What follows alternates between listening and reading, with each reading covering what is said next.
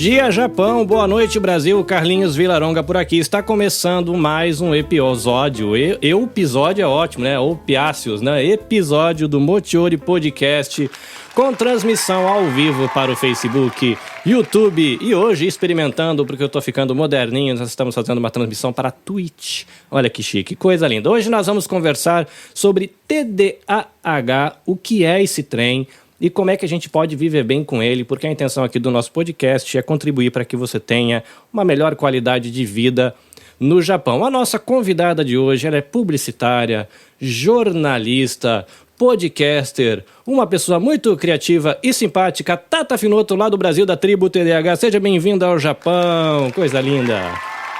Olá, gente, eu sou a Tata Finoto, obrigada pelo convite.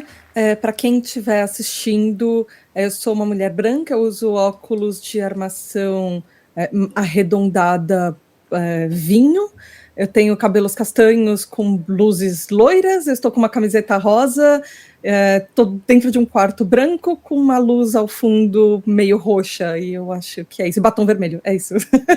Muito bem, áudio, descrição, coisa linda. Aqui, novamente, nossa psicóloga, nossa companhia aqui em vários episódios, Cláudia Kobayashi, representando a equipe do Projeto Tsuru. Seja bem-vinda.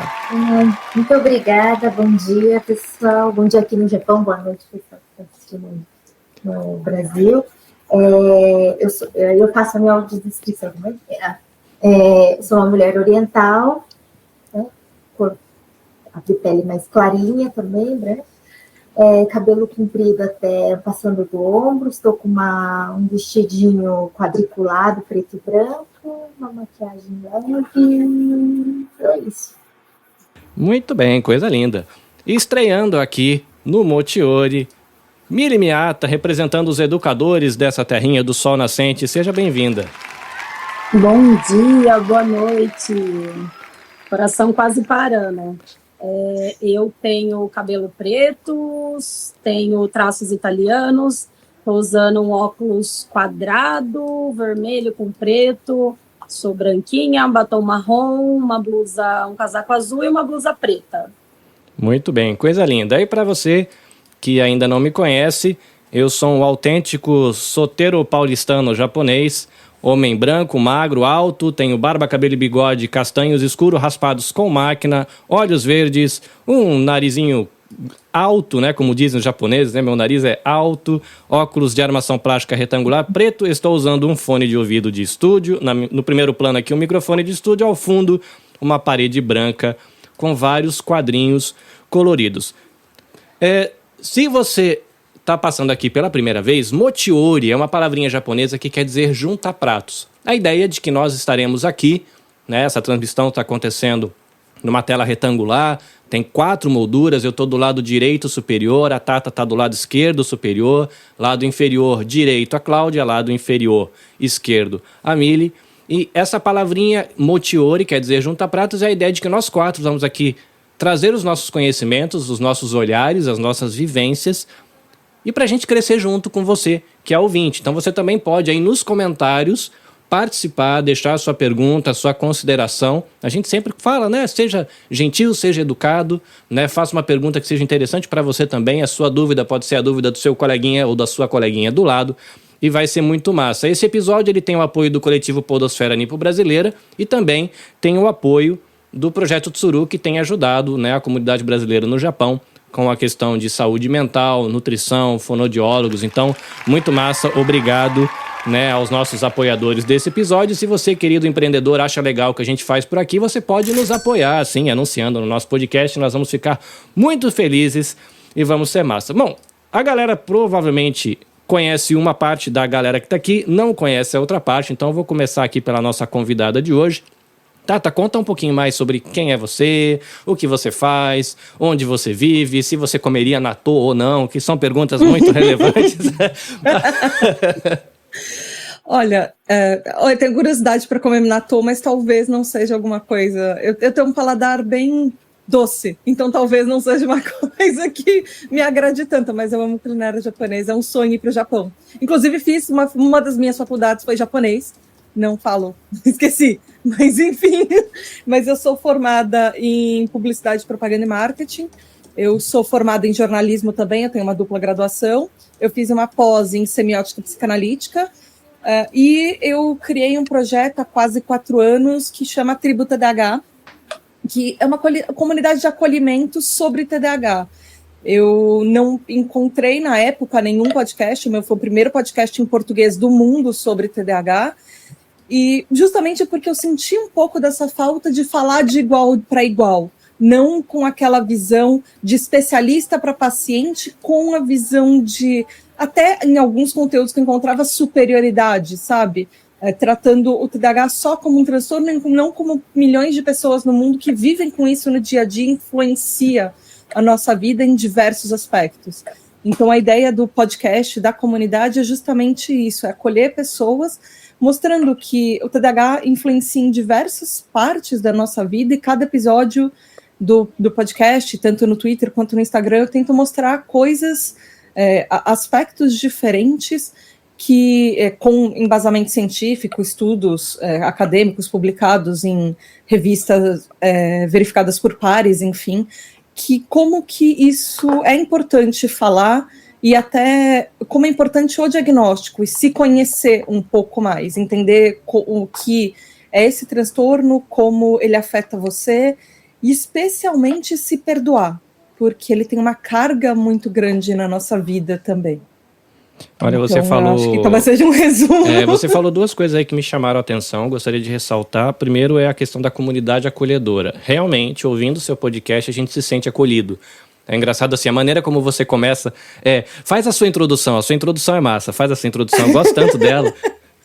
Olá, bem-vindo à Tribo TDAH, o podcast com hiperfoco na sua vida. Muito bem, depois você fala, né, as 3 características, né, que eu rio muito sozinho quando eu tô ouvindo seu podcast, porque eu me sinto muito eu, assim, mas é legal que tem essa questão, né, realmente, a maneira como você se expressa, as palavras que você escolhe, transmite mesmo essa questão de acolhimento. A gente não se sente esquisito sendo como né? Eu tenho muitos amigos em volta que dizem, cara, vai fazer um diagnóstico que provavelmente você tem, vai ser legal para você saber se tem. E assim, ouvir, né, o Tribo TDAH, ter contato com a galera do Projeto Tsuru, né? São profissionais que têm interesse nesse tema, acompanham crianças que têm interesse nesse tema, né? O caso da Miriam, ela já vai falar um pouquinho em que área ela atua aqui no Japão. É realmente legal essa questão do acolhimento, e a questão de se perdoar é interessante. Eu tenho uma amiga que ela tem se descoberto com TDAH num período recente, e é uma pessoa com mais de 50 anos. E ela agora olha para mim e fala, cara, sofri a vida inteira, sempre me achando inadequada, sempre me achando esquisita, sempre não entendendo porque eu não me encaixava. Poxa vida, e agora eu percebo que eu sou neurodivergente, né, tá procurando um profissional que possa fazer um diagnóstico legal dela e tal, mas ela entrou nesse processo de auto-perdão, de tanto se culpar, de tanto se cobrar durante a vida inteira.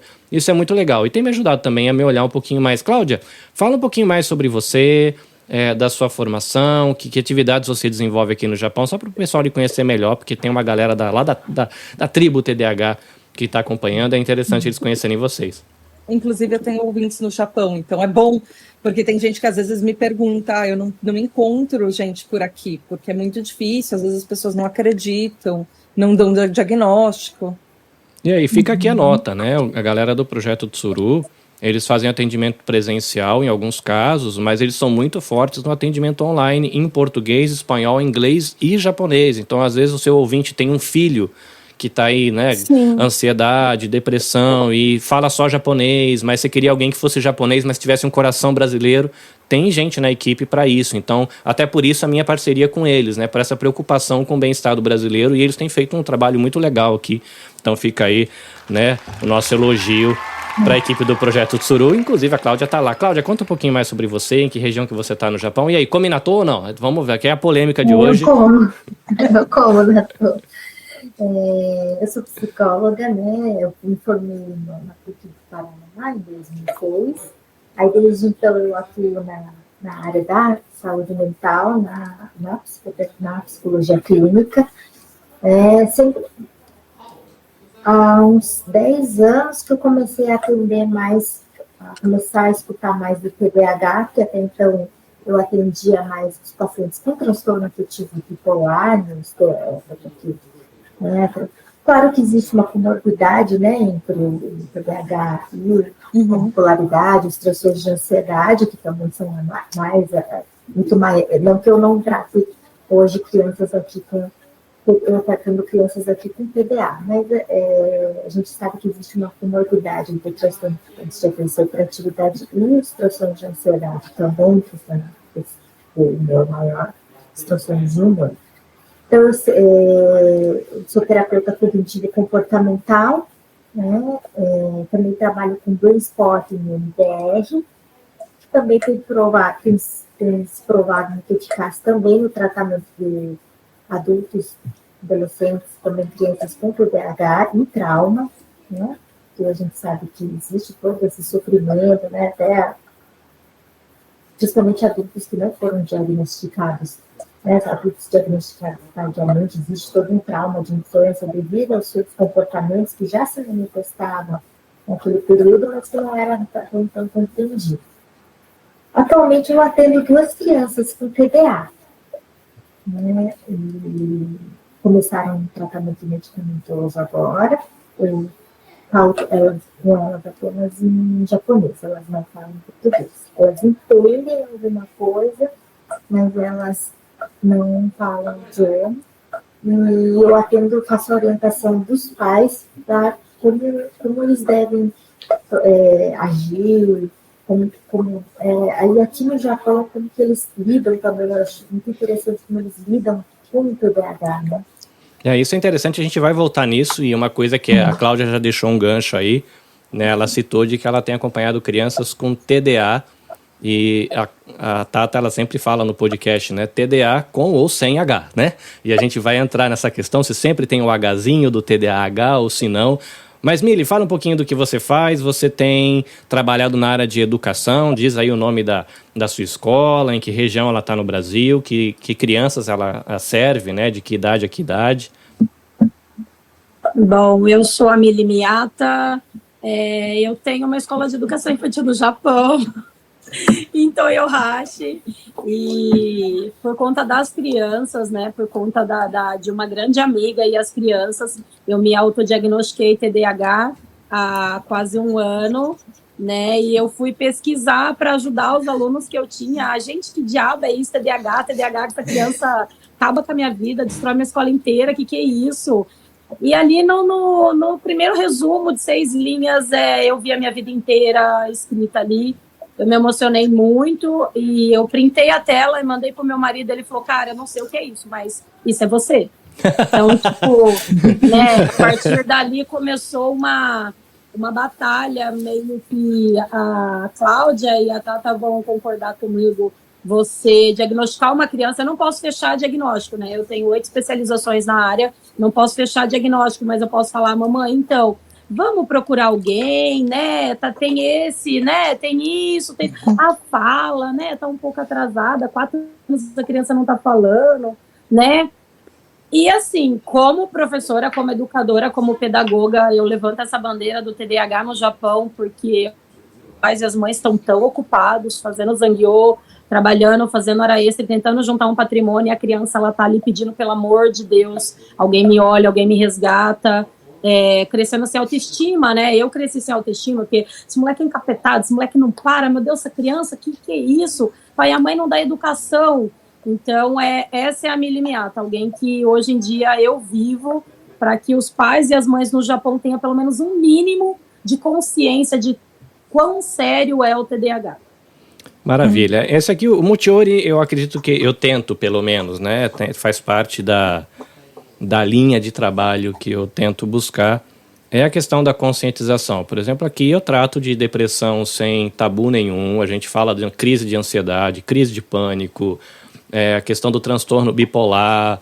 A gente teve uma entrevista maravilhosa, recentemente publicada no feed, com a mãe de uma artista plástica autista, uma artista talentosíssima, que é a Amanda, né, brasileira, vive aqui no Japão. mas um grau do aspecto do autismo que você não consegue ter um diálogo com ela, você não consegue trocar um olhar, ela não se comunica verbalmente, mas uns quadros que te roubam o coração, né? Fica o convite para você conhecer, né, a história, visitando aqui acho uns 2 ou 3 episódios antes disso. Tá, é legal a gente começar definindo, né? Posso fazer um apontamento antes? Pode, manda coisa... aí.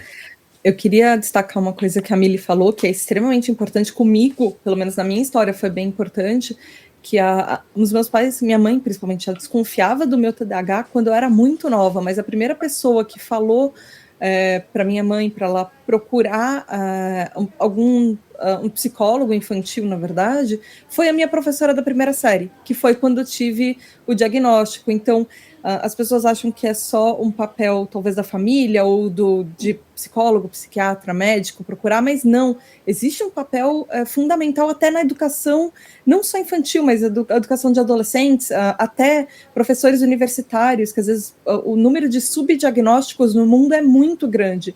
Então, às vezes, uma pessoa que convive de perto com uma outra, pode ser até o professor da escolinha, sabe? Alguém que presta atenção na outra e encaminha e fala, olha, mãe, pai, ou você mesmo, será que você não procura um diagnóstico, alguma coisa assim? É importante isso, sabe? De ter, às vezes, esse olhar. Por exemplo, o próprio Carlinhos falou, alguém já te deu um toque. É muito comum as lives que eu faço, ou quando eu sou convidada, porque é engraçado que as pessoas sempre me convidam e falam, sabe, alguém já me falou sobre isso. E aí a pessoa começa a ouvir sobre TDAH e falar, gente, eu realmente preciso procurar um diagnóstico, porque eu realmente acho que eu tenho isso. Cita pra mim, Tata, nesse momento, aquelas 3 expressões que você usa, que são as características principais. Antes da gente explicar com mais detalhes o que é o TDAH, as 3 expressões que você usa no início do podcast. O TDAH, para quem não sabe, é uma sigla que significa transtorno de déficit de atenção e hiperatividade. Os 3 sintomas principais, ou as 3 características, tem gente que é TDAH e não gosta de falar em sintoma, mas são desatenção, hiperatividade e impulsividade. O que acontece é que uma das... Não é nem dúvida, mas é uma das mentiras mais comuns que as pessoas contam, é assim, falar, mas todo mundo é desatento, todo mundo tem um pouquinho de hiperatividade, todo mundo é um pouco impulsivo. Mas o que diferencia você ter um transtorno mental e você não ter, você é uma pessoa neurotípica, ou seja, tipicamente sua cabeça está como a sociedade espera, é a intensidade disso. Um TDAH vai ser uma intensidade muito acima. Existe uma disparidade, uma intensidade de sintomas que você sempre faz alguns comportamentos e não é de vez em quando. Você não perde a chave de casa uma ou outra vez, você perde a chave de casa sempre, você esquece de almoçar, você esquece de ir ao banheiro, E são, às vezes, coisas básicas. Eu esqueço de almoçar uma vez por semana, pelo menos. Coisas muito frequentes. Tem TDAH que vai, por exemplo, dirige, vai para o shopping com o carro e volta para casa de ônibus e esqueceu o shopping no carro, o carro no shopping, ou se distraiu falando com uma pessoa, entrou um pensamento invasivo, e a pessoa já perdeu o fio da meada. Cara, isso pra mim, às vezes eu tenho a sensação de que minha cabeça ela é mais rápida do que o resto do corpo. A gente tá conversando aqui, eu tenho que fazer uma força, Tata, pra ser podcaster, porque eu tenho que ficar de olho no que você tá... Isso ajuda. No que você tá falando. Ai, meu, que bom. Tá brincando com fio. Porque eu fico mexendo na mão, eu tenho que tomar cuidado, eu gosto de batucar para não ficar batucando por causa do som, mas para manter a mente no assunto. Continuar sobre isso. Porque minha cabeça parece que vai antes, né? A pessoa tá falando e parece que minha cabeça ela já tá prevendo a discussão e eu tô 3 minutos à frente na discussão e aí eu perco o que a pessoa tá falando e viajo na maionese, né? Esse é um padrão muito comum. Falar isso é muito emblemático, porque existe um grande estudioso do TDAH, é uma das referências mundiais, que é o Dr. Barkley. Ele é eu não lembro, Universidade dos Estados Unidos, agora eu não lembro qual que é, Carolina do Norte, eu não lembro, enfim, mas ele é universitário Ele é um professor universitário, ele é um dos mais conceituados do mundo, tem milhões de artigos e livros publicados.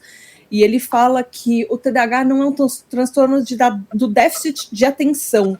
O nome está meio errado, o problema é a alocação de atenção. O que isso significa? Significa que a gente tem muita atenção ao mesmo tempo e a tudo ao mesmo tempo. O problema é focar essa atenção no que os outros precisam que a gente foque naquela hora. Então, ao mesmo tempo que eu estou falando com vocês, eu estou ouvindo um barulho lá fora, porque eu acho que meu namorado chegou em casa, eu estou prestando atenção no microfone, na iluminação, eu estou brincando com o meu Poppet, eu estou girando na cadeira, eu estou pensando no que eu estou falando e nas coisas que eu preciso falar, e no Twitter e estou lendo os comentários. Estão rolando 15 mil coisas na minha cabeça ao mesmo tempo. O negócio é alocar essa atenção para o agora e para o que os outros esperam, do tipo... Quando você, às vezes, é criança, você não consegue focar, porque é muito chata a lousa lá na frente, com uma professora falando e falando e falando, quando a janela está mostrando o parquinho e o passarinho voando, e passou uma pessoa na porta, e o seu amiguinho está conversando do lado, e tem um papel, um caderno, e você pode rabiscar nele. Então, às vezes, prestar atenção numa aula é muito desgastante. E aí as pessoas falam, mas... meu filho, eu tenho um filho criança, um filho adolescente, ou mesmo eu, adulto, por exemplo, eu consigo focar muito em algumas coisas. Parece que o tempo some de perto de mim quando eu estou focado, porque isso é uma característica de transtornos de neurodesenvolvimento, como TDAH e autismo, eles estão agrupados no mesmo conjunto na classificação internacional de doenças da CID-11, que é da Organização Mundial de Saúde. Eles são o mesmo conjunto, ou seja, são dois transtornos que eles são similares, muita coisa em comum, mas duas coisas que são bem opostas em outros, autismo e TDAH. E uma das coisas em comum é uma coisa chamada hiperfoco, que ela tem a ver com uma coisa chamada miopia temporal, ou seja, a gente que usa óculos, significa que você consegue ver o tempo perto de você, o tempo imediato. O tempo futuro e o tempo passado, às vezes, eles são meio embaçados. Então, por exemplo, se você gosta de videogame, se você gosta de ler, se você está fazendo um projeto que ele é muito desafiador, o João falou que é a Universidade de Massachusetts, que o Dr. Barclay isso. Você está fazendo uma coisa que ela é muito desafiadora, que é uma coisa que você gosta, que você se sente bem, que ele libera dopamina, que é um neurotransmissor no cérebro, ele ativa a sua dopamina, que é o neurotransmissor de recompensa, você vai focar tanto naquilo que literalmente o mundo à sua volta vai se desfazer. Você vai perder, você não vai ouvir as pessoas que estão falando com você, você vai perder noção de tempo, você vai perder literalmente noção de estou com fome, preciso ir ao banheiro, preciso dormir, preciso levantar da cadeira porque tem alguém falando comigo e a pessoa tá blá, blá, blá, blá, blá, blá, blá, blá no seu ouvido e você não ouviu meia palavra. Você, já fiz, e aí você não ouviu nada. Aí alguém, mas eu falei com você. Não falou, não? Quando que foi isso? E o negócio é esse. Para algumas coisas, a gente não tem atenção nenhuma. Para outras, a gente consegue, às vezes, terminar um TCC em uma semana, fazer um projeto de madrugada. Eu tô rindo aqui, eu não sei se a minha esposa ela tá assistindo agora ou ela vai deixar para assistir depois. Mas ela deve... Se ela estiver vendo agora, né, ela vai falar, Ela fica maluca comigo. Eu entro na caixinha, a gente brinca aqui em casa que é a caixinha do nada. Eu entro ali e esquece, entendeu? Eu encaixoto a vida ali dentro. Por exemplo, eu sou podcaster. Eu tenho esse podcast para servir a comunidade brasileira no Japão. Eu tenho um podcast para falar de coisas de produção de podcast, que é uma área que eu tenho vontade de estudar e compartilho conhecimento com a galera. Eu comecei porque eu gosto de pouca coisa, que é para um podcast pensado para conversar com ouvintes com deficiência visual. Então eu estou tentando desenvolver a habilidade de descrever através dos sons o que eu vejo. Então eu trago a galera para passear no Japão, mas eu descrevendo. Mas aí você imagina, né, que se você tem um podcast, você tem que falar com o convidado, você tem que preparar uma artezinha, eu sou uma equipe, né? Tem algumas pessoas que me ajudam em algumas coisas pontuais, mas no geral eu faço sozinho essa brincadeira toda. Cara, esse negócio me ajudou muito quando eu conversei com um amigo que está sendo acompanhado com TDAH, tomando inclusive medicação para conseguir dar uma focada melhor e desacelerar um pouquinho. E ele falou, cara, eu descobri que eu não sou um cara sem foco, eu tenho um multifoco, a expressão que ele usou, né? E aí ele explicou para mim também a questão do hiperfoco.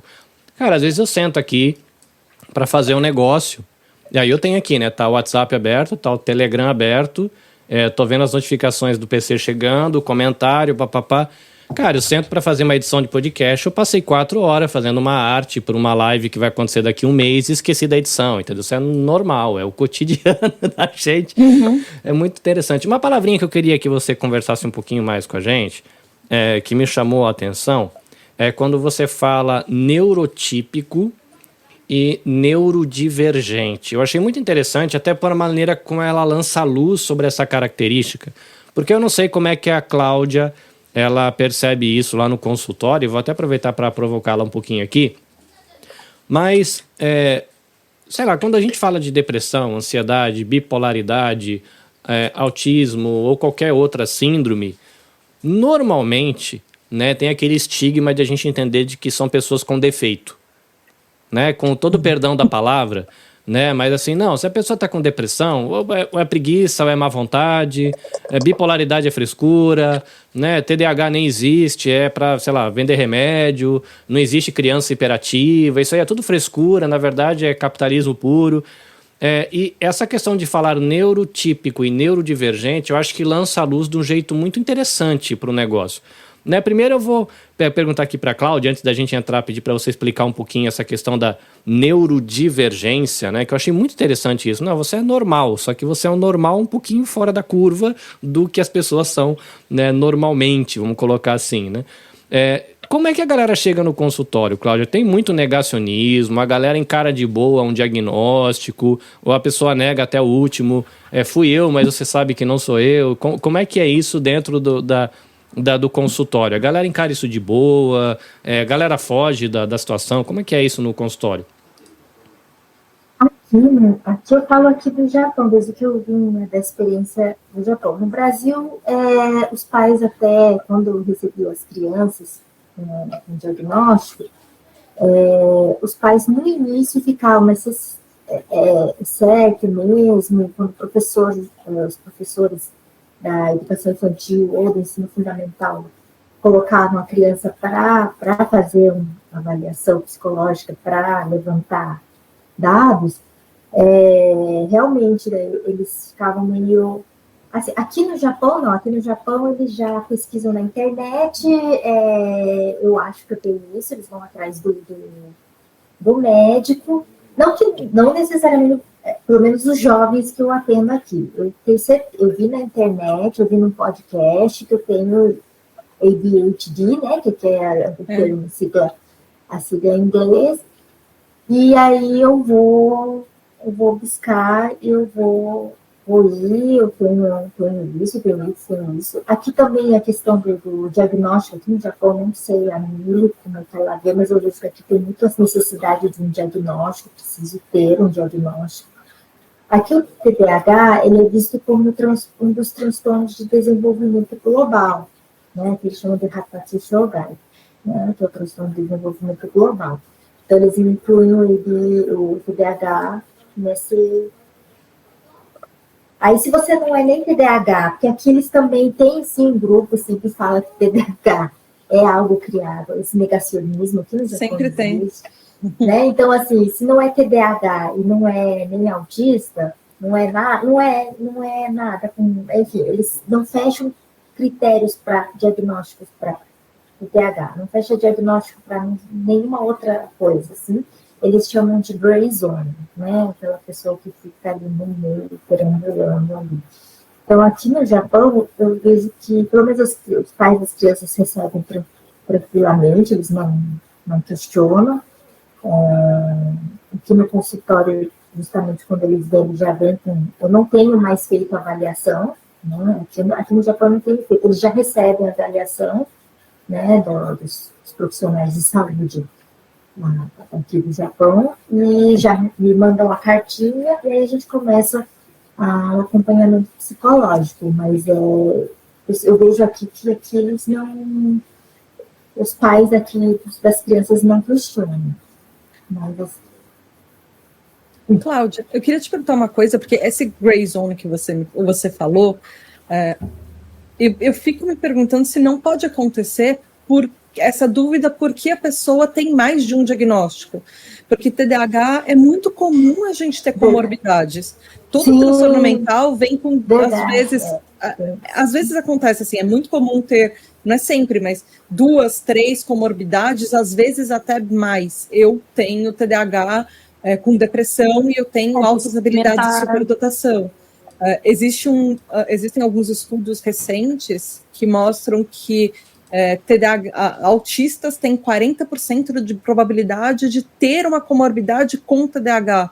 Então, e é muito comum, por exemplo, no Brasil, mulheres principalmente, ou pessoas que se identificam com mulheres, ou mesmo pessoas não binárias mais alinhadas ao feminino, terem outros diagnósticos, por exemplo, bipolaridade, depressão e transtorno de ansiedade, antes de ter o diagnóstico de TDAH, e aí o tratamento não funciona porque ignora o TDAH e vai tratar outras coisas, e aí eu me pergunto isso, sabe, se essa gray zone que eles falam no Japão, não é de repente, porque a pessoa tem comorbidades e tem mais de um diagnóstico, e aí ela não consegue definir uma caixinha, porque a pessoa está em várias, e aí ela não tem as respostas que a pessoa precisa, ou não funciona, ou vocês têm os diagnósticos definidos com vários. Eu vejo que ainda a partir do gray zone, ele não é verdade, acho que se o pessoal pensasse desse jeito, acho que realmente, porque tem razão que o professor de déficit de atenção, ele não tem só uma coisa, também tem outras, até que nem toda criança com TDAH, ela tem dificuldade na escola, né? Tem crianças que são, né, vão muito bem, por sinal, né? Mas tem outras situações. Mas aqui no Japão, eles ainda não encontraram porque o japonês, ele é muito extremista, né? Acho que quem mora aqui sabe muito, o Japão é tudo ou nada, né? 880. Porque eles não têm esse meio termo. Então, esse gray zone que eles chamam, eles também ainda estão tentando ver o que eles fazem com isso. O que eu sinto, né, a Mili, ela trabalha aí com pais num ambiente de escola, mas o que eu sinto é que existe uma certa, ao mesmo tempo que tem abertura para esses diagnósticos, na comunidade brasileira há uma resistência ao diagnóstico, porque a galera fala, tá, tudo bem, Mili, você tá percebendo algumas coisas que podem apontar para alguma dessas áreas que eu precisaria de atenção. Cara, na hora que eu pisar no consultório japonês, o cara vai dizer que o meu filho é autista e não vai dizer mais nada. Né? Tem essa questão do gray zone, que eles pegam um espectro gigante de coisas, encaixota tudo em autismo, no fim você fica sem ajuda igual. Não, você é autista. Tá. E daí? Né? E parece que o diagnóstico brasileiro, ele abre mais pastinhas dentro desse espectro e fica mais fácil para você lidar, né? Se é aquele transtorno opositor, desafiador, se é uma questão só da linguagem, se é uma questão só intelectual, se é uma questão mais a questão da física, se é uma questão mais emocional. Parece que o diagnóstico brasileiro, ele tem mais pastinhas dentro dessa caixa grande, e o japonês, ele te joga na caixa e fala, você tem isso. Tá bom, meu querido, mas o meu canto da caixa é completamente diferente do outro canto da caixa. E por que todo mundo vai ter que responder igual para essa caixa? Não tem como, eu queria saber como é que eu me comporto do lado esquerdo da caixa. Não. Você vai se comportar como a caixa. Mas aí você não tá me ajudando, meu querido. Já é o que eu vivo todo dia. Não sei se é isso que vocês sentem, né? Você, Cláudia, aí como profissional do diagnóstico, e a Mili, enquanto essa pessoa que interage com os pais. Mas é uma sensação que eu tenho conversando com outros pais. A escola japonesa ou a escola brasileira sugeriu isso. Não, nem vou atrás de diagnóstico, porque eu vou me virar do jeito que dá aqui. Porque eu vou lá, o cara vai falar que meu filho tem autismo e depois eu não vou saber o que fazer do mesmo jeito. Né? Então, não sei como é que vocês veem isso, se realmente é, de repente, uma perspectiva torta da minha parte, uma percepção errada, ou se está mais ou menos por aí. Diz aí vocês que lidam com esse universo. É bem isso, Fernanda. Acho que você falou certo.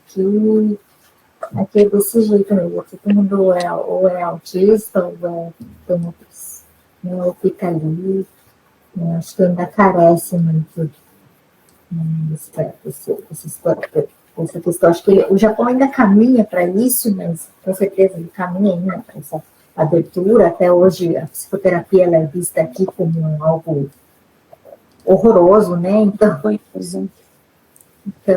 ainda não é, né? Então, os brasileiros que moram muitos anos aqui ficam até surpresos que também no Brasil o pessoal faz terapia com uma certa frequência, né? Que legal. Nossa, porque aqui no Japão, até entre os japoneses é muito... Eles ficam surpresos. Nossa, o brasileiro faz bastante terapia, né? Eles ficam assim, sabe? Então...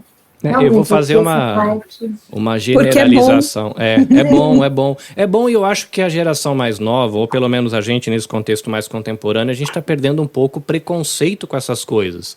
Né? Fica aqui o meu abraço para a galera do podcast Entre Mentes, né, que faz essa questão de você trabalhar com a questão do estigma das doenças mentais. Ele faz um trabalho ótimo. Fica aí a dica se você não conhece, Entre Mentes Podcast.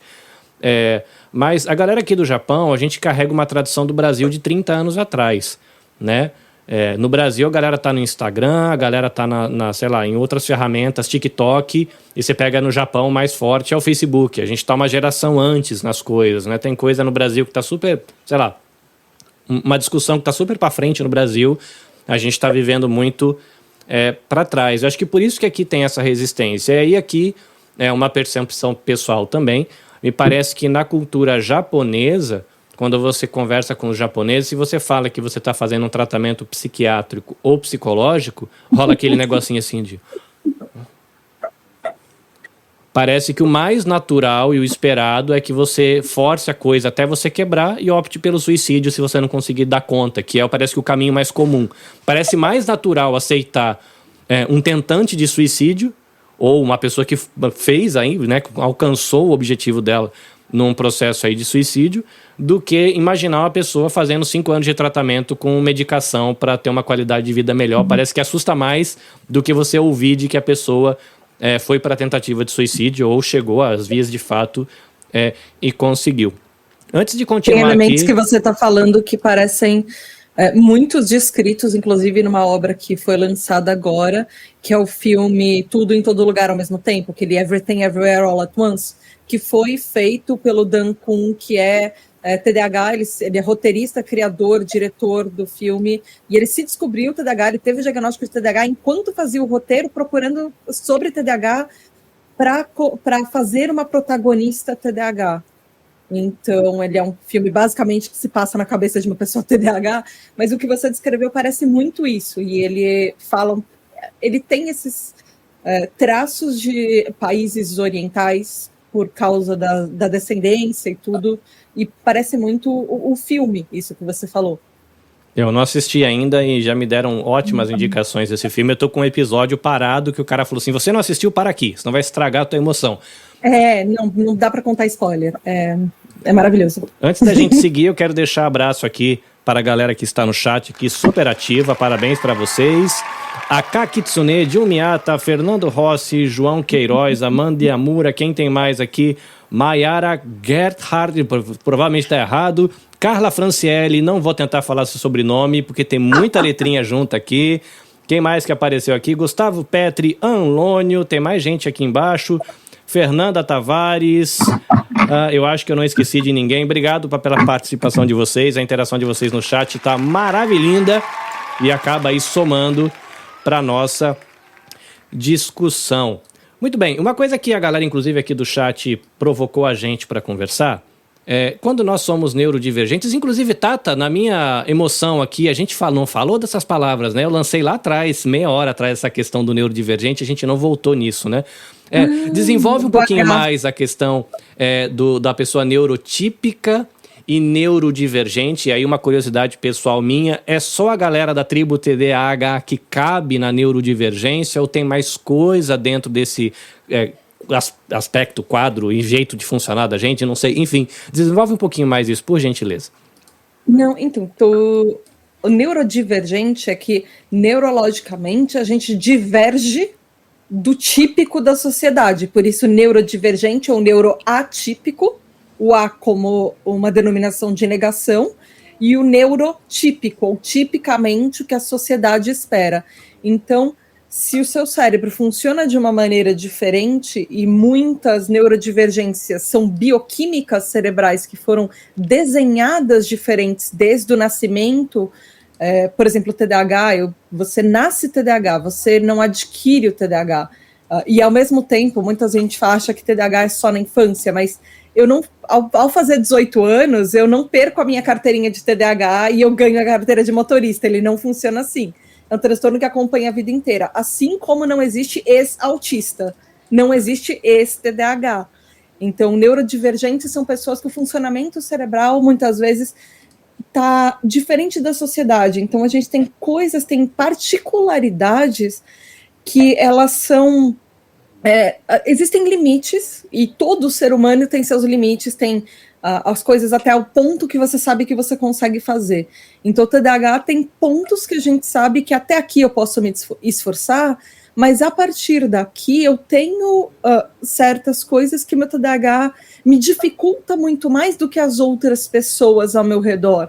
Então, não é uma questão, por exemplo, de força de vontade, de tentar fazer, de procurar, e essa é uma questão de pessoas neurodivergentes, por exemplo. Você é uma pessoa que tem transtorno de ansiedade, você é uma pessoa que tem um transtorno bipolar, uma depressão, você sabe que até um certo ponto você pode tentar, você pode procurar ajuda, medicação, um psicólogo, um psiquiatra, um neurologista, e você vai tentar fazer isso, mas a partir de um certo ponto foge do seu controle, porque existem traços na bioquímica cerebral que elas são diferentes. No TDAH, ele é muito influenciado por receptores dos neurotransmissores de dopamina, e eles afetam em diversos pontos do cérebro.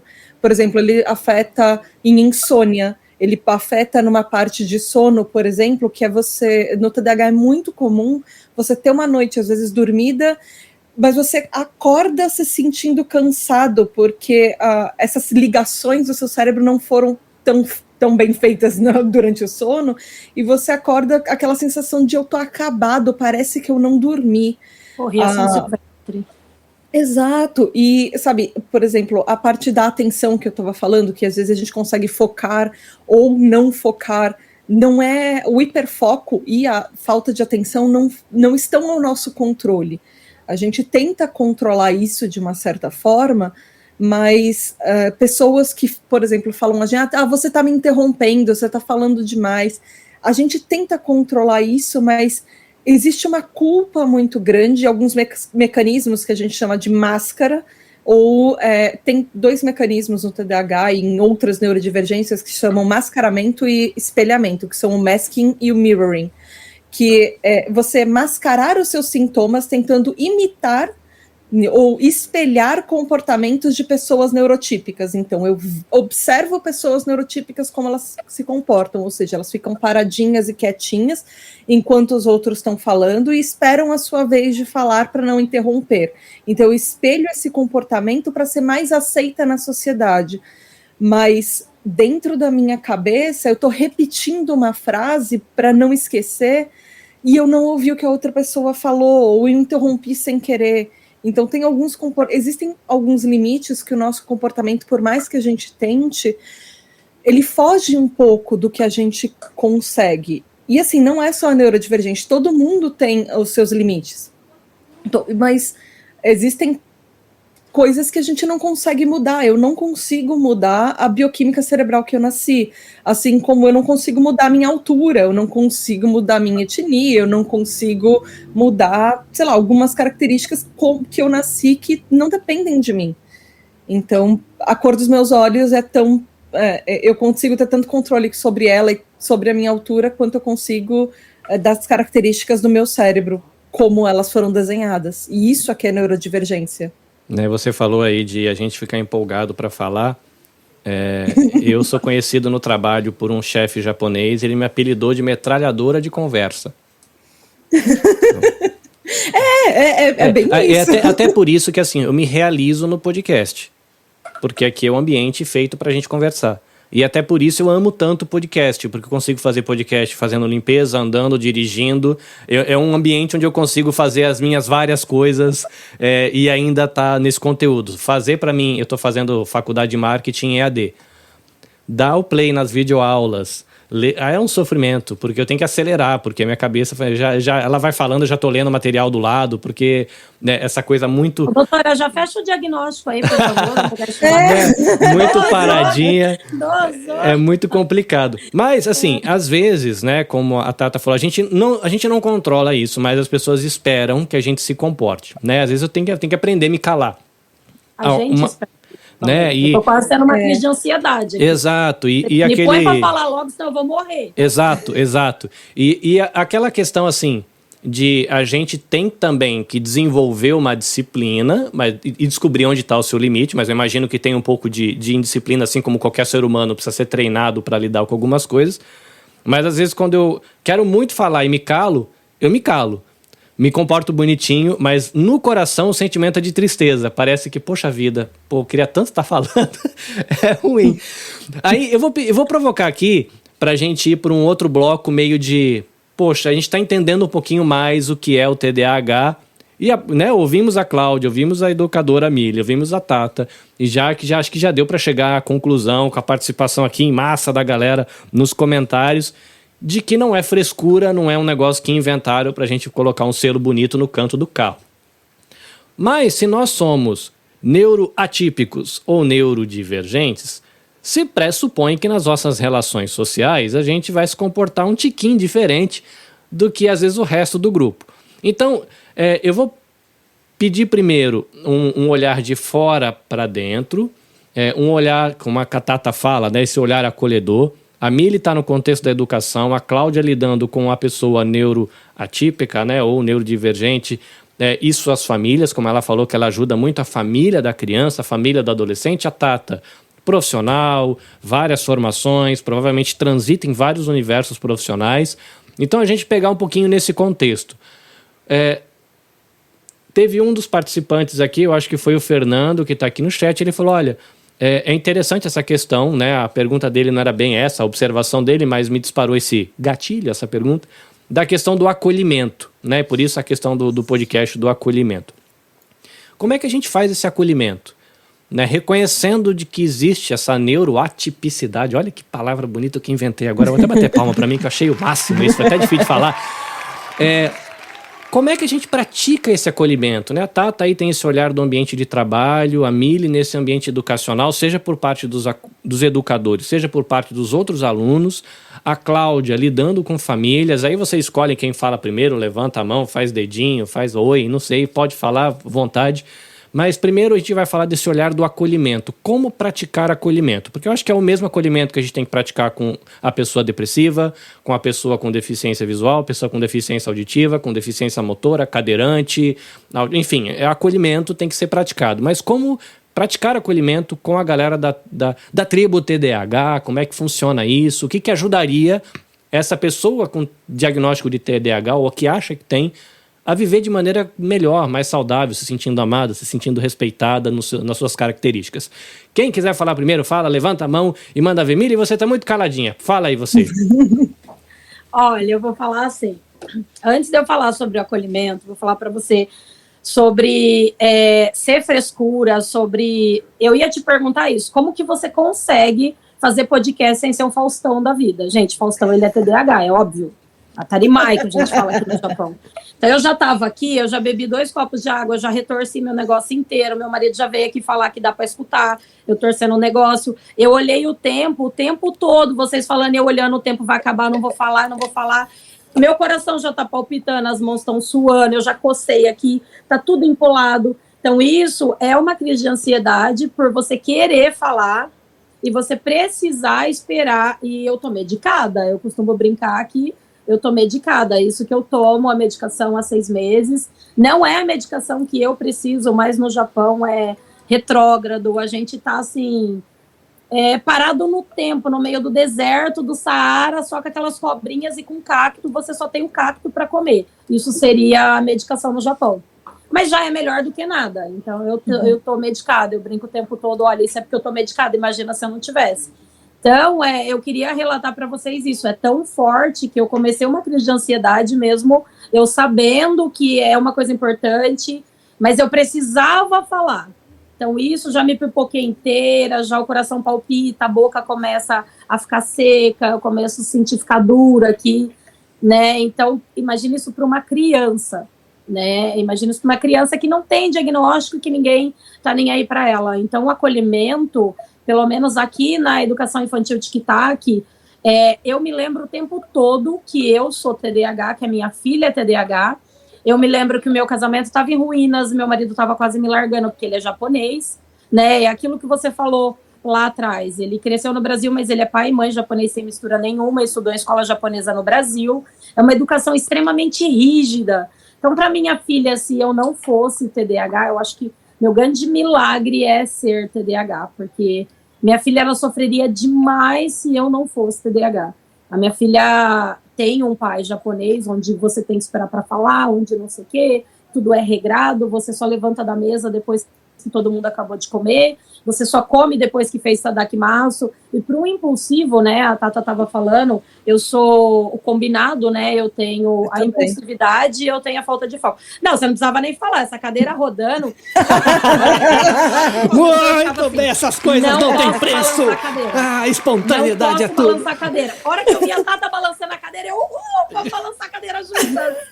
Então, é impulsivo... Ou ele tá balançando a cadeira, ou ele tá com o pé assim o tempo todo, ou ele tá com a mão. Eu ia falar isso agora. Eu tô aqui desde o começo me segurando para não balançar a cadeira, mas o pezinho tá assim, ó. Gente, mas eu vi ela balançando, eu já me senti em casa. Cadeira de rodinha para TDAH é assim: coloca um TDAH na cadeira de rodinha. Começou a balançar, você já tem uma resposta.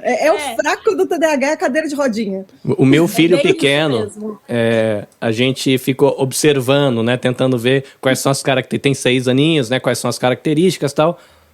Coloca para fazer lição na cadeira de rodinha. Às vezes, garoto, por favor, é só parar a cadeira e fazer a lição. De rodar esse negócio. Ele faz a lição inteira dançando, isso quando ele não afasta e para dar umas giradas antes de voltar um pouco. Mas porque é um mecanismo diferente como funciona. Eu já estudei isso. Existe... as pessoas falam muito de estereotipia no autismo, mas elas não falam de estereotipia no TDAH. Existe uma estereotipia no TDAH que é a hiperatividade. Só que a gente chama de hiperatividade no que o autismo chama-se de estereotipia. O que significa que, assim, para uma pessoa neurotípica, quando você... E existem estudos sobre isso, eu achei genial quando eu achei. Por exemplo, uma pessoa neurotípica numa reunião de... uma reunião virtual, quando ela começa a rabiscar, ela perde o foco. Uma pessoa TDAH, quando a gente começa a rabiscar ou se mexer, e às vezes não precisa ser uma hiperatividade física, por isso que o TDAH sempre tem H. A hiperatividade é um critério diagnóstico, tem que ter os 3. Não existe TDA por isso, é sempre com H, porque às vezes é mental, mas às vezes a hiperatividade pode se apresentar em pequenos traços físicos, como a pessoa ficar se mexendo numa cadeira, fica rabiscando, ficar mexendo no cabelo. Tem gente que usa algumas estereotipias que elas são autoagressões, do tipo tirar a pelinha da boca, roer a unha, tirar a casquinha de ferida, ficar mexendo arrancar fio de cabelo. Arrancar fio de cabelo. E isso são estereotipias que são formas de hiperatividade dentro do TDAH, mas pra gente, às vezes o fato da gente estar se mexendo ou fazendo alguma coisa paralela ajuda com que a gente foque no que as pessoas estão falando. Por isso que Pop-It, Slime, eles viraram brinquedinhos gerais. Exato, mas eles foram feitos para pessoas neuroatípicas. Eles eram ferramentas para pessoas neuroatípicas, feitas para pessoas com TDAH e pessoas autistas, e viraram moda, até aqueles fidgets, coisas assim, mas ele é feito para gente, até para adulto, não é brinquedo de criança, ele é feito para a gente se concentrar, porque a gente se mexe e ajuda em prestar atenção no que o outro está falando, então eles são ferramentas de acessibilidade. Desculpa, Milha, te cortei. Volta. Não, também em casa, é TDAH, também em casa. Uma coisa assim que eu gostaria de ressaltar, a doutora Doutora Cláudia deve ter visto muito isso já. Quando eu fui buscar o diagnóstico, eu fui numa clínica muito famosa aqui em Toyohashi, um psiquiatra que, nossa, esse psiquiatra, ele te ouve por 1 hora, ele é diferente de tudo aqui no Japão. E aí eu passei 1 hora falando da minha história, da minha vida, ele perguntou dos meus relacionamentos, tudo. Só que quem fez a minha tradução, quem foi comigo para fazer a tradução, ela tinha sido ministra da minha igreja, então eu não podia falar, olha, eu pulava de galho em galho de relacionamento, eu não parava com ninguém. Tinha coisas que eu não podia contar ali na frente dela. Então ele perguntou, quantos anos de casada? 6 anos. E o primeiro casamento? 8 anos ali, ele já fez um X. Então, assim, ele olhou para mim e ele falou assim, você é inteligente demais para ter TDAH. Você tem uma empresa no Japão e você não fala japonês, é impossível você ter TDAH. Gente, eu saí daquele consultório pensando em me matar. Eu falei, não, eu descobri a minha vida inteira que fazia sentido. Eu apanhei da minha mãe a vida inteira porque eu não parava quieta, sofri agressões na escola. Tudo que eu passei a minha vida inteira, quando eu estudei o transtorno de déficit de atenção e hiperatividade, eu me encontrei, e ele quer falar para mim que eu não sou aquilo. Então, a doutora Cláudia, ainda quando eu comecei, o meu psicólogo, ele é do Projeto Tsuru, né? É o meu amor da minha vida. Meu marido às vezes fala que tem até ciúmes, porque eu fico sem comer carne, mas eu não fico sem fazer terapia com ele. Então, o doutor Rangel, quando foi a minha primeira consulta... Muita gente boa. Assim, Abraço, professor Rangel. Um amor, professor um amor. não, doutor assim Rangel, né? Para doutor Rangel. Por que você quer tanto provar para o mundo que você tem TDAH? Na primeira vez que ele me viu, eu tinha sido negado o diagnóstico, né? O médico tinha falado isso para mim. E ali eu chorei muito, eu falei, cara, porque eu preciso mostrar para mim mesma que eu não sou louca, que eu não sou demente, que eu não sou aquela menina que a família inteira ria de mim, porque eu tinha gente, é uma coisa que eu preciso contar para vocês. A minha família inteira riu a vida inteira dessa piada. Tinha a garagem da minha casa, era na frente da porta, assim, eu tinha que passar pela garagem para entrar em casa. E aí passou 3 dias, eu olhei na garagem e tinha um carro, um Fiat vermelho Ferrari. Mãe, que legal, a gente comprou um carro. Ela, menina, pelo amor de Deus, faz 3 dias que esse carro tá na garagem, você é louca. E virou uma piada isso, tipo, ela é tão burra, ela é tão lerda, e ela foi ver o carro na garagem depois de 3 dias. E eu cresci com aquilo estigmatizado dentro de mim, né? Então são dores, são frustrações que quando você vai num psiquiatra, ele fala, não existe TDAH para você, você é inteligente. Você fala, oi amigo, não é cognitivo? 2 e 2 é 4, só que eu não sei onde está o 4, que eu tô olhando pro 2, eu tô olhando pro 3. Então é uma coisa tão óbvia. E no meu segundo médico, quando ele fez o diagnóstico, eu não pude falar. Eu tive que ficar calada como uma brasileira. E aí o meu marido, como japonês, foi contar o que ele vivia no casamento, casado comigo. Na hora o doutor falou, ela tem transtorno de déficit de atenção e hiperatividade. Mas eu tive que me calar, porque se eu fosse falar, olha, eu sou TDAH porque eu estudei, ele ia falar, não, você não tem TDAH, meu bem, vai para casa, vai respirar. Então, no Japão, isso é muito assim, eu tenho alunos e alunos e alunos que eu falo e a mãe vai atrás do diagnóstico e, não, é porque não fala a língua. Gente, a instituição daqui da cidade, quando a criança vai para a Kensa, né, em português fala, esqueci o nome. Exames, talvez. Não, a Kensa é... Avaliação. É, fazer um check-up ali de tudo da criança. Quando ela faz 3 anos, tem aquele check-up. As avaliações de idade, né? Que a gente recebe aquele cartãozinho da prefeitura. Como é que chama isso o termo que eles usam aqui, Cláudia, para falar isso? Para esses exames de rotina que tem quando tem, acho que 1 aninho, 3 aninhos. Como é que fala isso? No Kenko Shindan, né? Shindan, Kenko, o Shindan tem, né? Kensa, Kyoka. A Kensa seria o ato de ir, né, para esse médico. Eles falam, o Roipo fala, vamos agendar a Kensa. Seria uma inspeção, lembrei agora, em português é inspeção. Vai inspecionar a criança ali, vê tudo, escreve aqui, cola aqui, faz petá-petá, e sai dali, mãe, não tem nada. Como não tem nada, sua filha está com atraso, né, neurotipo, sua filha está com atraso de 1 ano, uma criança de 3 se comporta como de 2, como não tem nada? E a criança sai dali e não tem nada, tá tudo bem. Porque ela mostrou o que é um cachorrinho, o que é um gatinho, porque na hora de chorar ela chorou, porque na hora de fechar um livro ela fechou. Então eu tenho alunos que estão aí já há 2 anos comigo, sem diagnóstico, leva para a área da saúde, não tem nada. Então a gente está buscando agora, com o Projeto Tsuru, esse atendimento, para conseguir fechar esse diagnóstico. Só que o principal é o pai querer, né, a mãe querer olhar para aquilo. Porque a partir do momento que eu olho, eu preciso tomar uma decisão, eu preciso abandonar o fato de que eu vou ter que trabalhar 12, 14 horas e eu vou ter que levar meu filho para terapia, eu vou ter que levar o meu filho... Então, não é que a mãe não quer ver, não é que o pai não quer ver, é que o foco deles aqui é outro. Então, eles não podem ver, porque a partir do momento que eu ouvir a professora do meu filho, eu vou ser obrigada a tomar uma providência, senão eu entro com omissão. Então, se eu não vejo, eu não sei, eu não estou me omitindo. Então, é uma eu coisa decidi... que você... Pode falar, Tata, Não, pode falar. Não, fala. Eu decidi cuidar das crianças, eu decidi inventar uma terapia ao meu modo, eu decidi estudar e fazer as 8 especializações que eu tenho em TDAH e em TEA, que é para eu poder ajudar essa criança quando o pai e a mãe não quer ouvir, não quer ver, não quer... Então, hoje a gente vê, por exemplo, eu estou falando uma coisa, ele vem, tia. E às vezes eu falo, espera um pouquinho, aí ao mesmo tempo eu falo, ele não pode esperar, ele vai esquecer o que ele está falando, ele vai ter uma crise de ansiedade porque ele vai esquecer. Então daqui um pouco ele vai estar gritando pela sala e batendo no amigo compulsivamente porque ele esqueceu o que ele ia falar porque eu pedi para ele esperar.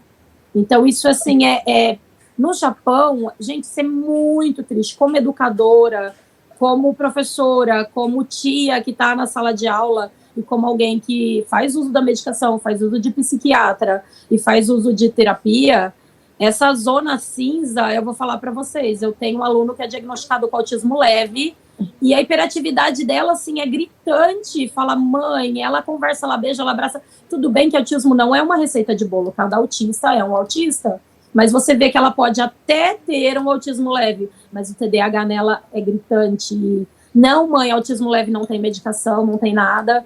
E a criança chega em casa, ela bate na mãe, ela bate no pai, ela tem o transtorno opositor desafiador, mas ela só tem autismo leve. Então é triste, é chocante. Uma coisa que você falou que é muito importante, e pelo jeito isso acontece aí no Japão, tanto quanto acontece aqui no Brasil, é que existem muitos profissionais. Teve até uma pergunta há algum tempo atrás no chat que falou assim, como que você procura um diagnóstico? Você geralmente, para TDAH, ou pelo menos aqui no Brasil, você procura um diagnóstico com psiquiatra, com neurologista, neuropsicólogo ou psicólogo, sendo que neuropsicólogo e psicólogo não podem fechar o diagnóstico nem dar receita. Para receita de medicamento e para começar um tratamento medicamentoso, você precisa do neurologista e do psiquiatra. Geralmente, aqui no Brasil, o psiquiatra é a pessoa que vai avaliar os dois, mas como o TDAH é um transtorno que engloba muita coisa, tem muita gente que chama de um transtorno psicossocial, significa que não é só a parte medicamentosa que vai fazer milagre. A gente continua sendo TDAH o resto do tempo que o medicamento não funciona. O medicamento tem os horários que ele vai funcionar, mas tem a parte social. Então, a parte de interação com colegas, com amiguinhos, a interação em casa, interação com qualquer outros ambientes que essa criança, esse adolescente ou adulto esteja, é importante acompanhar com um psicólogo para você dividir suas frustrações, até aprender mecanismos sociais e ferramentas para você crescer e se desenvolver e sentir até menos rejeitado. E comorbidades é a mesma coisa. Quando você vai fazer um tratamento, você precisa ter um tratamento que te englobe tudo. Não esqueça uma coisa ou outra. Então, geralmente, você procura com os mesmos. Muitas vezes é uma avaliação multidisciplinar que vai avaliar diversos transtornos e diversas condições. Mas o que eu estava falando era outra coisa antes. É muito comum as pessoas falarem, tanto no Brasil, pelo jeito aí no Japão também, confundirem inteligência com TDAH. E não tem absolutamente nada a ver. TDAH não é um transtorno de inteligência, são coisas completamente diferentes. Na classificação da OMS, eles estão em grupos separados, eles estão até no DSM, da American Psychology, da Associação Norte-Americana de Psicologia, o DSM-5, também estão em locais separados. Você pode ter, inclusive, comorbidades de TDAH com superdotação e altas habilidades. Inclusive, é o meu caso, eu tenho os dois juntos.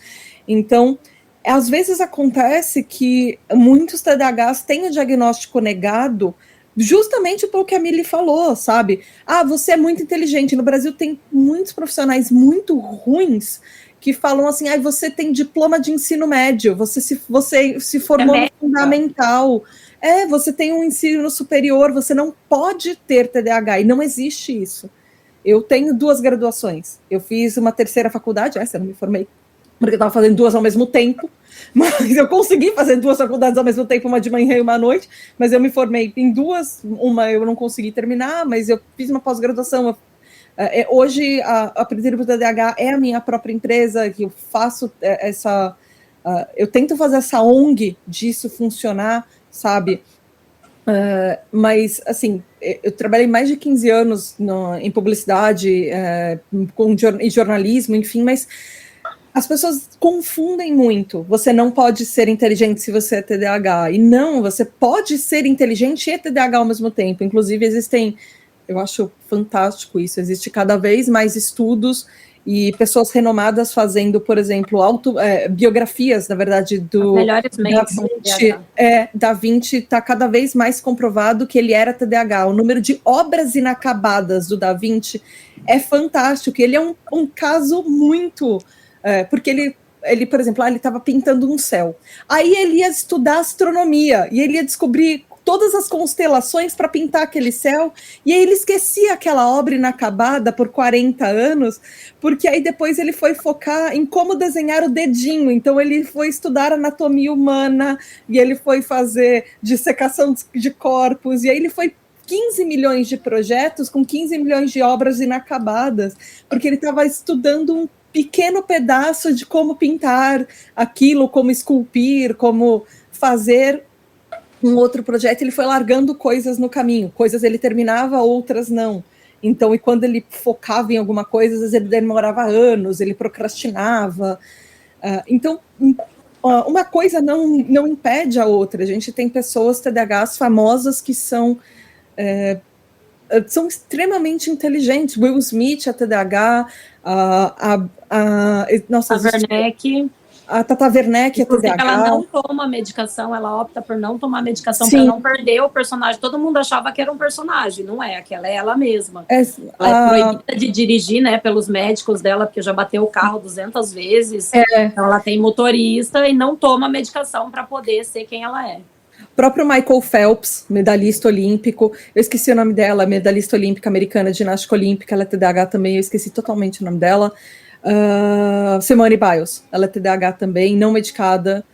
Não, medicada, se eu não me engano, ela é medicada. Ela teve até uma questão nas últimas Olimpíadas por causa de medicação. Não, existem diversas regras com medicação e eles são extremamente rígidos quanto a isso, porque medicação para TDAH a gente precisa ser extremamente controlada.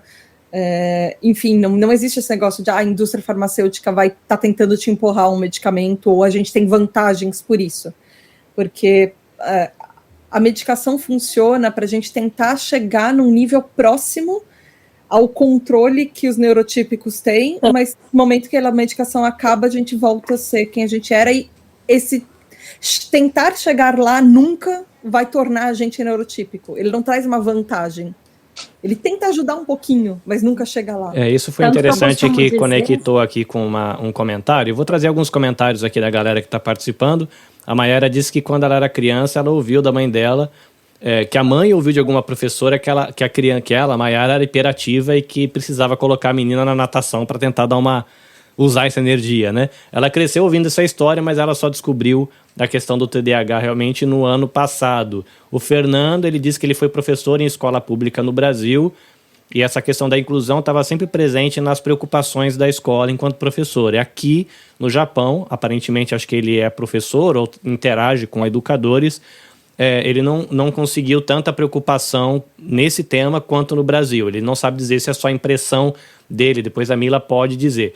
O João disse aqui que se colocar 2 TDAH em cadeira de rodinha, a gente tem um campeonato de Fórmula 1. Que maravilha de comentário. Não, isso aqui merece palminha. Que aí eu fico imaginando, deve ser mesmo. Se fizesse uma gincana, a galera ia amar isso.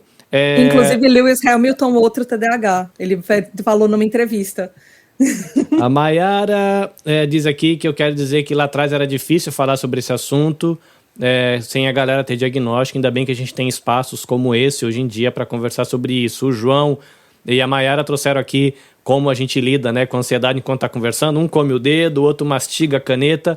E o João ele aponta aqui menos o cubo mágico. Se você pegar o cubo mágico, o tempo parece que passa mais rápido e quando a gente vê o dia já foi embora. Muito doido. Vi no mestrado aqui a Kakitsune, se eu não estiver errado, a tradução é Raposa Vermelha. Vi um mestrado que mostrava que as pessoas com TDAH só tinham déficit cognitivo, quando tinha algumas comorbidades específicas que agora não vou lembrar quais são. Mayara, isso aqui eu achei muito interessante, que todo TDAH se sente inadequado dentro da própria família, sofre bullying por ser diferente e é excluído nas rodas de amigos e tristemente substituído no trabalho. O João trouxe aqui características que a gente recebe de rótulozinho. Eu já estou me colocando na tribo já. Preguiçoso, medroso, começa e nunca termina nada, cada dia inventa uma moda, o famoso arteiro. Elogios aqui da Fernanda para o trabalho dela como educadora na questão do TDAH. A Mayara traz aqui, né, que o tratamento ainda é caro, espero que a gente consiga, né, ter mais acesso, né, mais direitos em breve. E ela traz uma pergunta que ela chama de pergunta sincera: até que ponto aprender esses mecanismos sociais, né, que imagino que seja para melhorar a interação, não seria fazer o masking? E aí, aí o João, a gente sobrevive fazendo masking.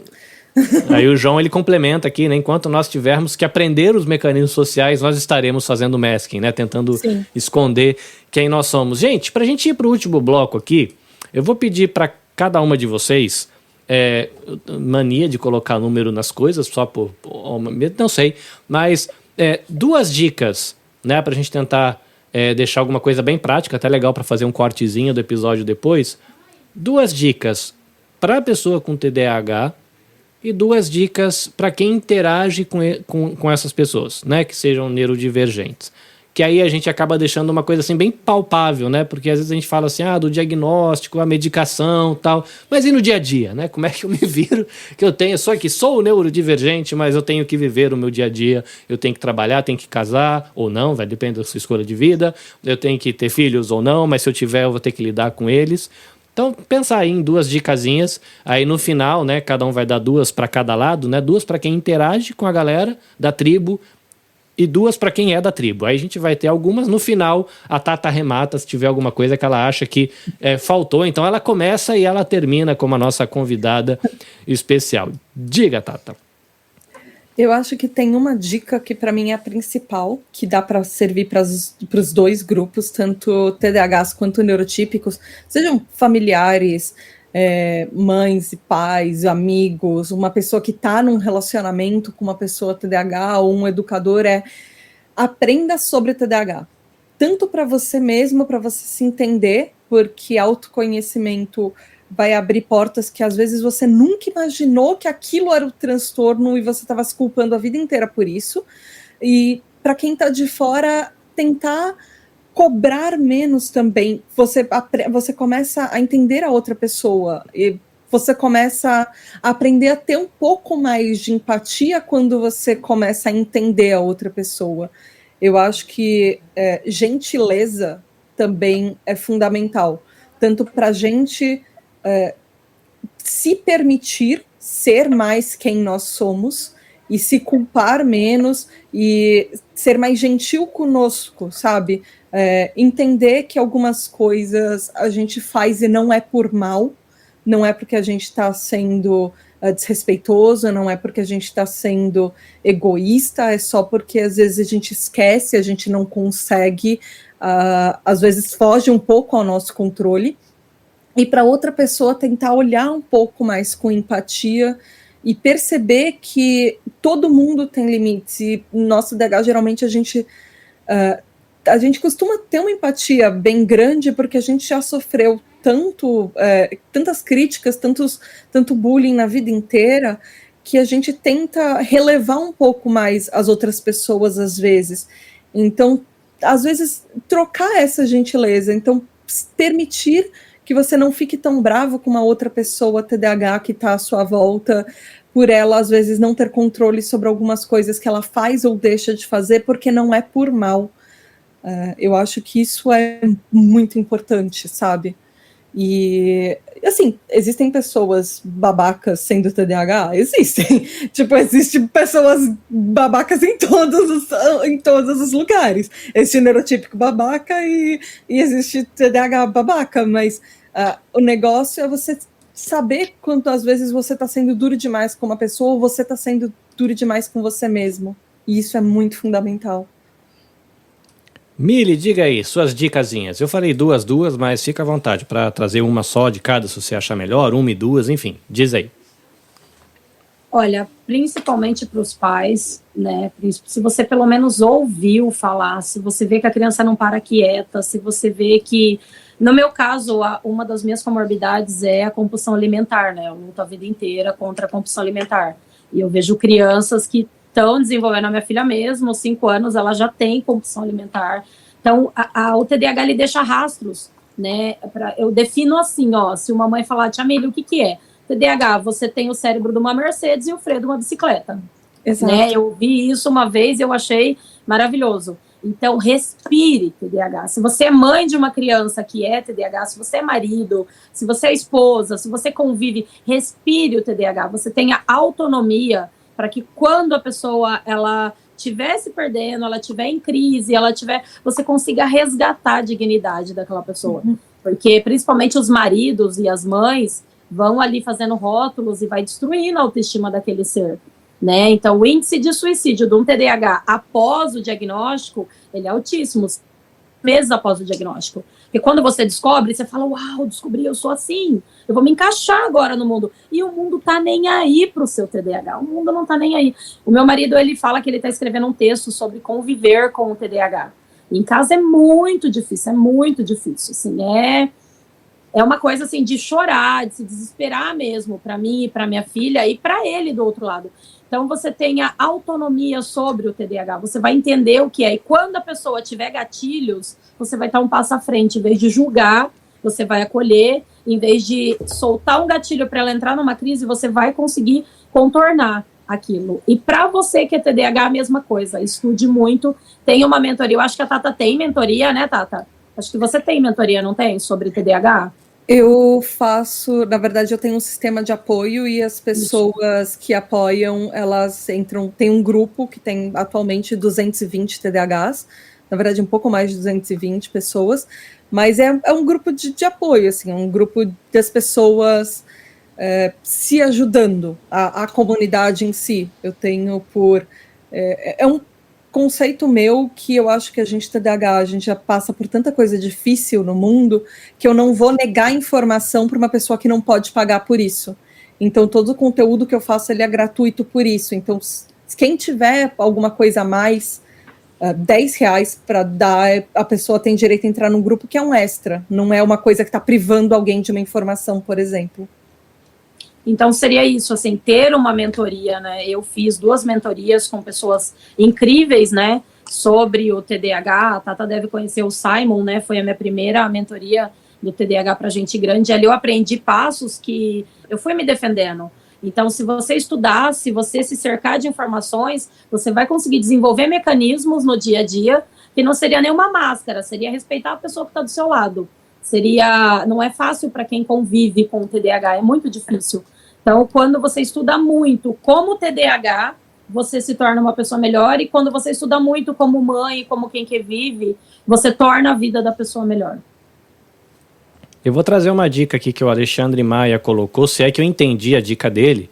Ele colocou aqui listas, são coisas que são boas para todos. Eu tô rindo por dentro, porque eu tenho encontrado um único jeito de deixar o meu cérebro funcionando. E, por exemplo, assim, eu tô empreendendo, né? O Motiori é um dos podcasts que eu produzo, mas eu sou editor, eu presto serviço de edição, eu trabalho no meu serviço regular, sou pai de 2 meninos, sou marido, faço voluntariado da minha comunidade de fé e ainda tô tentando fazer a Nabecast, que é a minha empresa de edição de podcasts, e para frente.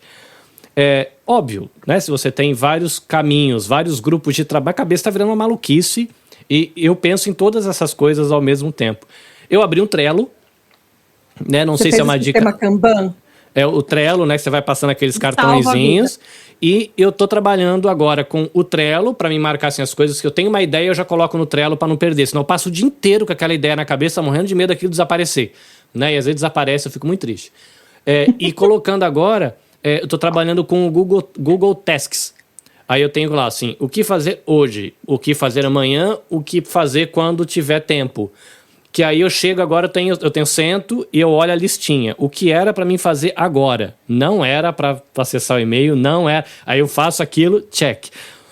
Eu descobri isso, parece uma coisa besta, mas umas 2 semanas atrás. E eu percebi que o meu cérebro deu uma...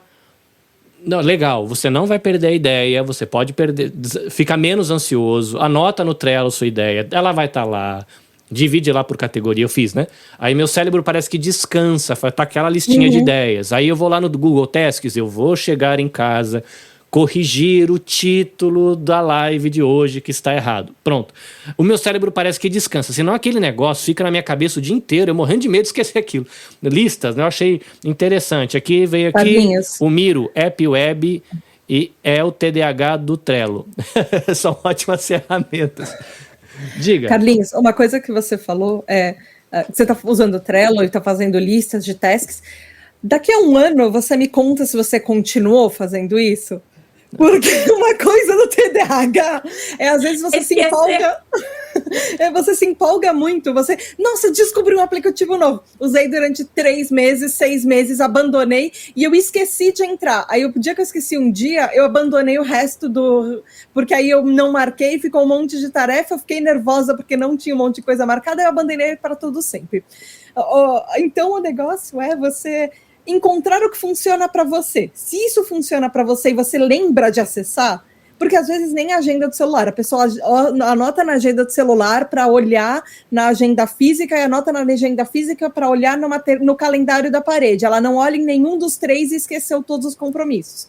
E perde a agenda física. E perdeu a agenda física ainda. Então, eu tenho a minha petzinha que é a Alexa, né? E aí eu casei, né, a agenda do Google com ela.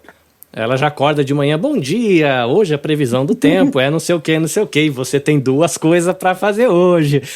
Isso vai ajudando. Aí quando eu tô lá no trabalho e de repente me ocorre uma coisa assim, cara, não vou anotar no Trello que eu não vou lembrar. Aí eu já grito ela no telefone e falo, Alexa, me lembra tal hora de que eu tenho que fazer tal coisa. Aí ela me lembra que eu chego em casa, ela fala, mas minha cabeça já perdi.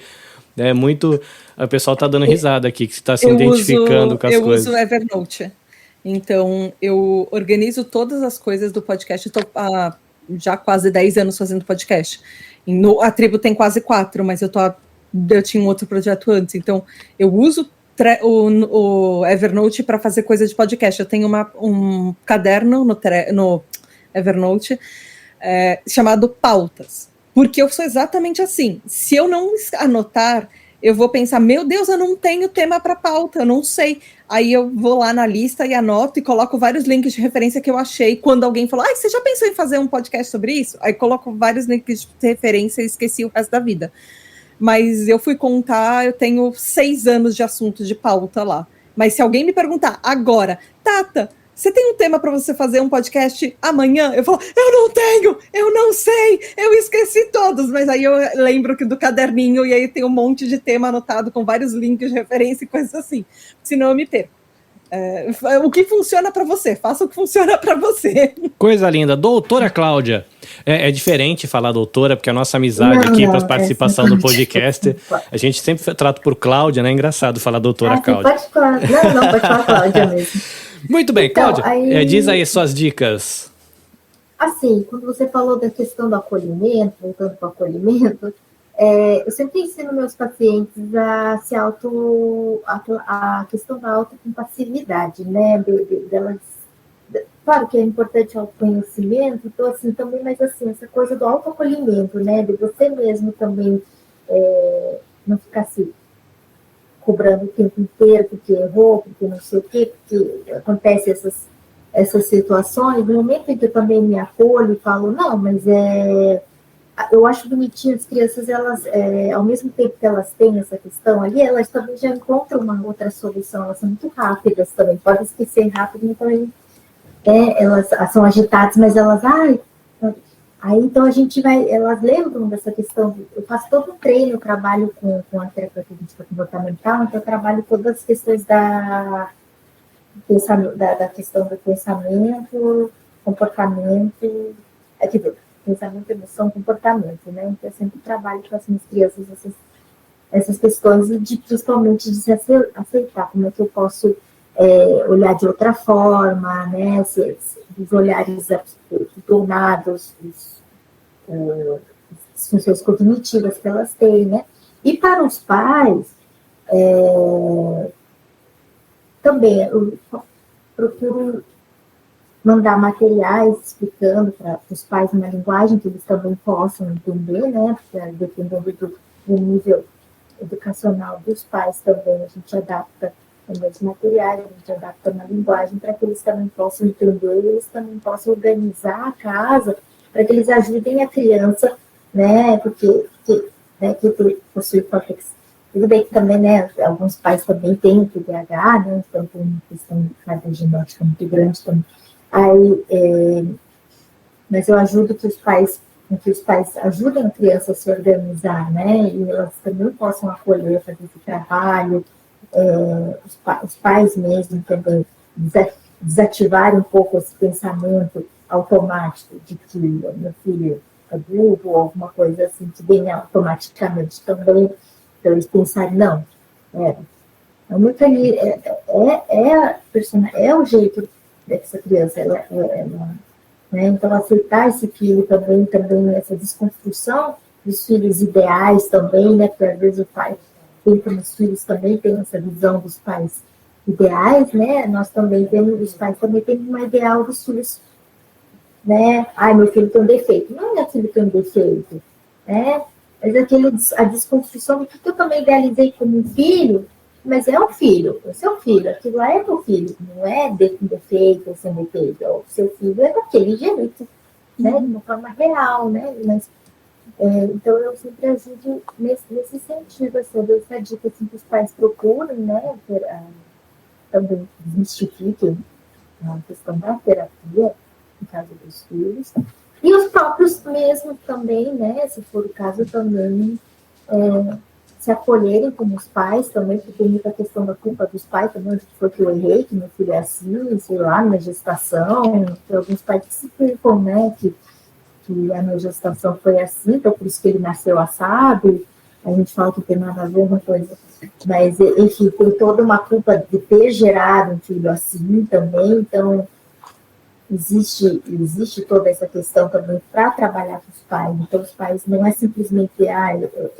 também tem a própria questão dos pais internos, também de como eles idealizaram aquilo tudo, né, então trabalhar isso, primeira coisa, se acolher para meus pais também, não. Meu filho é normal. Não, ele precisa de ajustes no cotidiano, precisa de diferentes coisas, mas sem popular, né? Ele é uma pessoa acima de tudo, né?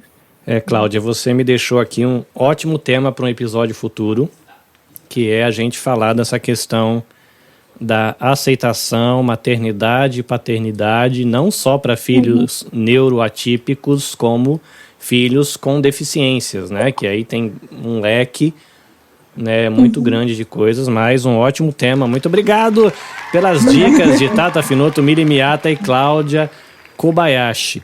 Eu vou começar aqui pela Cláudia. Cláudia, se você quer deixar aí os seus arrobas do Projeto Tsuru, o seu pessoal, eu não sei se você posta conteúdo relacionado à saúde, você quer deixar, ou você quer deixar apenas o institucional, fique à vontade, diz aí o seu arroba. Então, pode adicionar o Projeto Tsuru, e o meu Instagram é o Cláudia Kobayashi mesmo, eu posto algumas coisas sobre psicologia, mas também coisas sobre a própria cidade onde eu moro, eu nem falei onde eu moro, né, gente, eu moro em Miyagi, norte do Japão, tá? Eu atendo online, então atendo crianças, né, adolescentes, eu faço orientação de pais, né, e faço orientação de pais em português, atendimento das crianças em japonês. Maravilha. Obrigado, Cláudia. Mili Miata, diz aí o seu arroba, onde o povo lhe encontra, onde o povo encontra a sua escola, diga. Tic-tac Educação Infantil, né, @tic-tac Toy Educação Infantil. Eu tenho uma página que é Um Dia Daqueles com TDAH no Japão, onde eu relato um pouco das experiências do TDAH no Japão. E o Milimiata, que eu levanto essa bandeira e faço dancinha, faço aquelas coisas bem legais do mundo do TDAH. Boa. Tata Finoto, a nossa convidada de hoje, coisa maravilhosa, Tribo TDAH, dando os ares da graça em terras nipônicas para a alegria dos ouvintes TDAH do Japão. Diga, Tata, o seu @, faz a sua propaganda. Se vocês quiserem me encontrar, primeiro assim, obrigada de coração pelo convite. Eu adorei estar aqui, me convidei mais, eu adoro participar de coisas e vocês foram muito legais e eu quero voltar, é isso. Querem discutir de novo alguma coisa? Quando a pessoa fala isso, você sabe que a gente fica pegando no pé depois, sabe? Né? Podcaster Adoro poder gravar podcast. Mas assim, se vocês tiverem alguma dúvida sobre o TDAH, eu geralmente falo sobre o TDAH em @tributdh, tanto no Twitter quanto no Instagram. Eu tenho TikTok, mas eu quase não posto nada lá, mas enfim, é geralmente onde vocês me encontram. As minhas redes sociais pessoais são meio... Eu fico tanto nas redes da Tribo TDAH que eu quase não uso as minhas pessoais. Às vezes, de vez em quando, eu lembro de entrar lá, mas eu geralmente estou na @ da Tribo TDAH, tudo junto. Maravilha. E nos podcasts, né? Que tem o mesmo nome, é só procurar em qualquer lugar que tem podcast. Tem muita gente que ouve pelo Spotify, mas está no Spotify, no Google Podcasts, Apple Podcasts, enfim, Castbox, todos os podcasts por Tribo TDAH mesmo. Muito bem, procurem Tribo TDAH, indico, o conteúdo é bem legal mesmo. Quero agradecer aqui o nosso apoiador de hoje, Projeto Tsuru, né, www.projetotsuru.com, você vai conhecer os profissionais que estão ali na equipe, serviços que eles prestam, @projeto_tsuru, e deixo aqui a observação de que eles fizeram um remake da logo, está muito bonitinha, né? Parabéns para a equipe de designers, ou não sei quem encabeçou esse remake, mas está muito bonito. A gente tem também o apoio do coletivo Podosfera Nipo Brasileira, que é uma rede de podcasters brasileiros no Japão. Então você pode seguir no Instagram, @podnipobr, ou você joga no Instagram aí ou no Twitter, podnipobr, e assim que a galera postar alguma coisa, né, alguns usam já a hashtag, outros não, mas enfim, você pode conhecer e de repente você acha alguma coisa aí de cultura japonesa e outros conteúdos nerds e mais história e mais notícia, enfim, tem um monte de gente produzindo conteúdo legal aqui no Japão e você pode acompanhar. Se você, meu querido empreendedor brasileiro, quiser apoiar esse podcast, entre em contato na becastjp@gmail.com. Na becastjp@gmail.com, a gente troca uma ideia, fique tranquilo, né? A gente está com um programa de parceria, olha que coisa linda isso, né? Que é para caber no bolso do pequeno empreendedor, assim como eu sou um pequeno empreendedor, tá? Então, você pode entrar em contato sem medo e pode ser feliz e fazer assim como o Projeto Tsuru, né? Apoiar esse projeto e vai ser muito lindo. Para todos os nossos participantes aqui da gravação ao vivo, a galera mandou muito bem, palma para vocês, um monte de gente aqui interagindo muitérrimo. Eu não sei quem está acompanhando a gente lá na Twitch, mas obrigado para você, você foi fiel, você está do começo ao fim na Twitch, olha que feliz, né? Primeira vez transmitindo para a Twitch e um ouvinte do começo ao fim lá, foi muito massa. Gente, se você quiser conhecer outras atividades que eu desenvolvo, eu sou voluntário do Instituto Maria da Penha, participo de podcast que fala sobre segurança pública e direitos humanos, eu me meto no podcast de um monte de gente aqui, então, @nabecast.jp no Instagram, e eu tô ficando mais ativozinho lá no Twitter, apesar de eu não entender muito bem como funciona aquele negócio lá não. Twitter é @nabecastjp e você me acompanha, você pode me encontrar no YouTube, no Facebook, e agora comecei a colocar uns cortezinhos lá no TikTok, enfim, e a gente vai fazendo amizades por aí, deixando gotinhas de conhecimento aqui e acolá. Para todo mundo que nos acompanhou, muito obrigado, foi uma honra receber Tata, uma honra receber Mili, Cláudia, vocês abrilhantaram o Mochiori Podcast, é muito massa. A gente espera você no próximo episódio, até a próxima, sayonara!